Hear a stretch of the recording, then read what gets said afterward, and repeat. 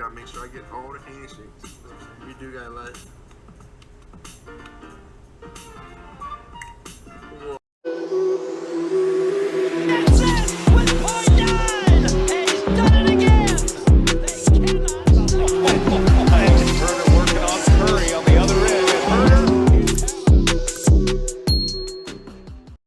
This is how Kevin Huerter reacted upon hearing the news of his teammate, All-Star guard Trae Young, agreeing to his 5-year, $207 million deal.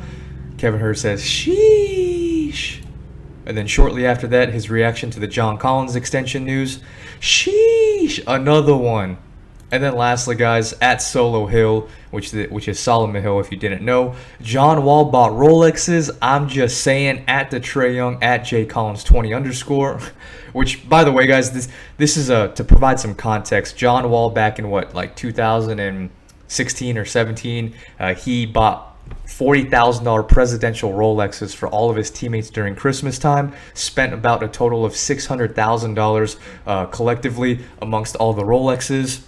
Obviously, Solo is alluding to their massive deals that Trae Young and John Collins just got. So it's safe to say I think I know what Solomon Hill wants for Christmas this year. Which, by the way, if you guys aren't following Solomon Hill, I don't know what you're doing with your life, because this man is the funniest account on Twitter to follow. It's absolutely gold. So give him a follow. But yeah, I just had to share that with you guys because I thought those two tweets were pretty funny. What is going on, Hawks Nation? Welcome back to another episode of Hawks Fan TV. I am your host, AC. And before I start this episode, can I just take a moment real quick and just really clap and applaud Mr. Travis Schlenk, okay? This man has had an absolutely masterful offseason. I keep saying that word in basically all of my previous episodes, masterful, because that's really what Travis Schlenk has been. He orchestrated probably one of the best off seasons in Atlanta Hawks history, if not one of the best, or if not the best that comes to recent memory. Obviously, we had a home run of a draft with Jalen Johnson and Sharif Cooper. Then we filled two really pressing needs going into this offseason for a backup center while Onyeka Okongwu was out, in which we got Gorgui Dieng in free agency. And then having DeLon Wright acquired in that 3-team trade deal from the Sacramento Kings and Boston Celtics. So that also fills up a backup point guard, also a combo guard. Two really, really impactful signings that may not seem like a big deal, but I can assure you guys they are. And a lot of Hawks fans will really like both of those young players in the draft, and then of course the vets in Gorgui and Mr. DeLon Wright. So I don't want to talk about that today. Obviously, in the title of today's episode, I'm going to be getting into really my thoughts and opinions of the John Collins re-signing, and of course Trae Young signing his extension deal. Both massive deals. You know, these guys are 22 and 23 years old, signing $100+ million contracts, which is fantastic. Like they're winning in life. You know, no matter what anyone says about them, they basically can retire at any point already at age 22 and 23, and their entire family is set for life. This is generational, life-changing wealth for John Collins and Trae Young's family, their kids, kids, you name it. So before anything else, kudos to Trae and JC for working hard and, you know, securing the bag, as a lot of kids would say nowadays. But man, this is we'll dive into Trae Young first, okay? Because Trae Young's extension deal, I honestly had no idea that this deal was going to get done, you know, just 3 or 4 weeks ago. I thought money was tight and there was a lot of other things that we need to really tie up before we could offer him that max extension. But, you know, Travis Schlenk had, you know, different plans. And, you know, to not our surprise, because we were all expecting Trae Young to get a max. I just didn't think it would be this soon. But in hindsight, this is actually way better than doing this next offseason, because now we have that just squared away. We don't even have to think about what's going to happen to Trae Young, how much money he's going to get, you know, when he's going to get paid. That is all behind us now, right? We got this wrapped up, and now he's an Atlanta Hawk for at least the next 5 years. But getting into his contract, ESPN and Bleacher Report, they all reported he had a 5-year, $207 million extension, which is great. Now the wording was a little misleading because it's not a guaranteed 207 million. His guaranteed money is 172 million over that 5-year span. But if he qualifies for the Rose Rule, which is named after Derrick Rose after he won an MVP, basically stating that if Trae Young in his 4th and final year can get an MVP or an all-NBA team, then he will qualify for that rule, which would basically make him eligible for that super max deal in which he would get the full 207 million. So he has to get an MVP or an all-NBA team this year. It can't happen the following year or the year after that. It has to be this year for him to qualify. It's his last year on his rookie deal, and that's the only time that this is eligible. So he's going to get that, in my opinion. I think it's pretty much a lock that he's going to get at least one of the all-NBA teams, especially if he just piggybacks off his performance that he had in the playoffs. I mean, I know we have better pieces surrounding him. I know we have a more talented, deeper team. So, maybe his point production might not be as high as his previous years, but I still think he can easily average 25 to 27 points per game, 10 to 11 assists per game, and I just need to see those numbers increase from an efficiency standpoint, which I think it will. And we're going to see, pretty good numbers there, right? 25, 26 points per game, averaging 10 plus assists per game. I mean, that's a lock for an all-star. That's going to be in the running for an MVP, especially if the Hawks are, a top 2, top 3 seed during the awards. And that's definitely an all-NBA team. So I think the MVP award is a little bit more far-fetched, considering it's very rare. I mean, Trae Young's going to be 23 winning an MVP. That's going to be tough, right? It's very rare players like that at that young of age can win an MVP, but who knows? We've seen crazier things happen. He's definitely capable of winning it, and I definitely see in the future Trae Young, especially when he hits his prime, between like 25, 26, 27, 28. I see multiple MVP awards, but for now, I think an All-NBA team is much more feasible, and I think that's what he's going to do this coming season, which is going to make him eligible for that 207 million. So kudos to you, Trae. You had, you deserve it, right? I mean, Travis Schlenk, our ownership, literally they thought about this for 0.2 seconds and was like, all right, let's get this done and let's get this wrapped up. So there you have it. Trae Young, $207 million contract for over 5 years. Very well deserved, Trae. And I can't wait to see what you do in the future for us. Which, by the way, can I just take a moment and just give my props to Trae. This kid is 22 years old. He has his own signature shoe coming out soon. He has already an All-Star appearance.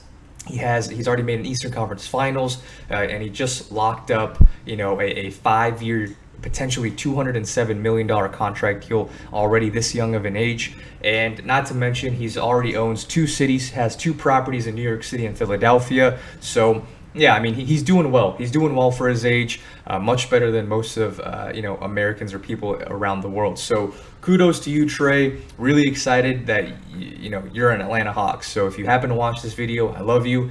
And let's bring a couple of championships to the city. Now, moving on to John Collins. The John Collins conundrum was the biggest question mark going into the offseason, obviously. And a lot of people had no idea, myself included, what we were going to do with JC. Some folks thought that, a team was going to offer a max and we weren't going to match and we were just going to let this guy walk for free. Some people thought we were going to trade him right before the deadline this past season. Some people thought maybe he was going to bet on himself and take the qualifying offer, which would then make him a unrestricted free agent going into next season, which is really dangerous for us because then we have absolutely no control. So there was a lot of question marks, a lot of different options that could have played out.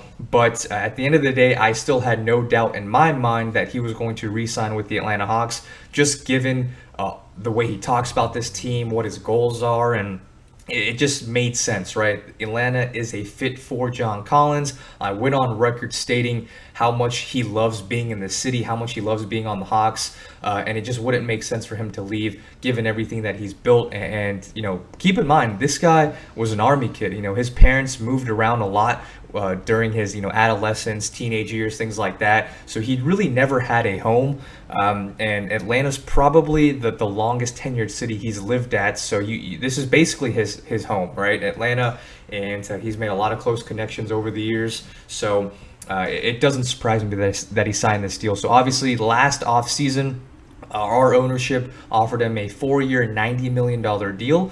Obviously, JC thought, that was a little bit of a low ball, so he rejected that offer, essentially betting on himself to get a better, more lucrative deal this offseason, and that's exactly what happened. Okay, he turned down that $90 million, which I don't know about you guys, but if $90 million was in front of me, it's pretty damn hard for me to turn that down. But he obviously knew what he was capable of, what he brought to the team. And I'm just so glad that he did do that and bet on himself, and it paid out. He deserves it. He's the longest tenured Atlanta Hawk on the team. He's been through a lot of rebuilding years for the past 3 years of his career, finally getting a little taste of the postseason this past year. And you better believe he's hungrier more than ever, and he wants to get back to where we were.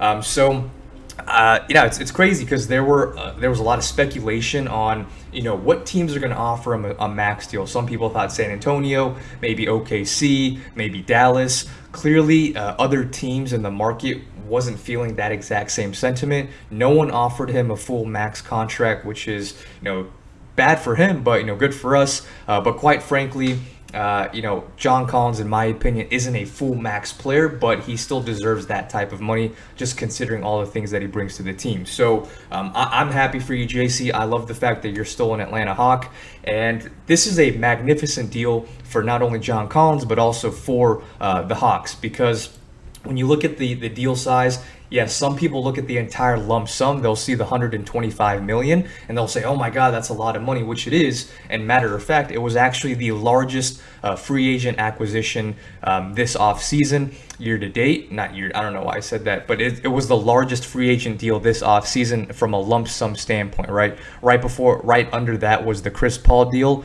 coming in I think at 120. But yeah, from a total lump sum perspective, John Collins got the biggest deal as a free agent. But if you look at over the totality of the 5 years, especially it being the 5th-year player option, that gives us a lot of flexibility. And still 5-year, $125 million, that is under the max, right? A lot of fans were saying hopefully we don't give him the max, and we didn't, and he's back as an Atlanta Hawk. So this is fantastic. It's a win-win for both parties. And he deserves it, right? He took a hit this past season, not shooting as much, not getting as many rebounds as he could have because of Clint Capella and some other team members. But there's zero doubt in my mind, absolutely zero doubt in my mind that he wasn't going to come back, considering how Tony Ressler, our main owner, talked about him, how Nate McMillan talked about him, what JC was talking about during his post-game pressers and interviews and things like that. It just made sense. I doubt he would have gone to San Antonio, considering they're probably not a playoff team, maybe like a play-in team at best. But they're super young. They're obviously going through a rebuild, so I don't think he wanted to regress in his career and play on another rebuilding team. So that was probably out the question for him. Dallas maybe would have been interesting, but I honestly think he just likes the city so much, and he values Trae Young's friendship so much that he just wasn't going to go play in Dallas. And plus, the Hawks are a better team overall than the Mavericks. So that's another easy question. And yeah, those are really the main players that I really read about. So even though maybe a team like the Thunder or someone like Dallas or San Antonio could have offered him a little bit more, like let's say they offered him $3 or $4 million per year, which you multiply that by 5, so that's like $15 to $20 million more, which in theory it sounds like a lot, but if you factor in the market that JC's playing in, given the fact that this is Atlanta. There's so many opportunities from an endorsement standpoint, from a movie standpoint, from a music standpoint. I mean, Atlanta's the hip hop capital of the world. It's the Hollywood of the South, having the most movies directed in the city, right behind Hollywood.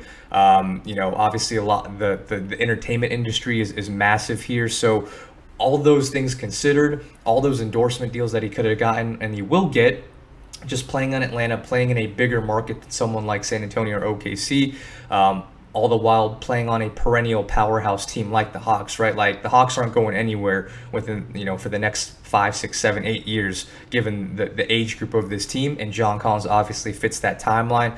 So when you're playing for a playoff team that's consistently making deep playoff runs and soon to be finals runs, you're going to have a lot more eyeballs, a lot more media attention on you. And I mean, the JC baptized series, against that Philadelphia team, that's a prime example, right?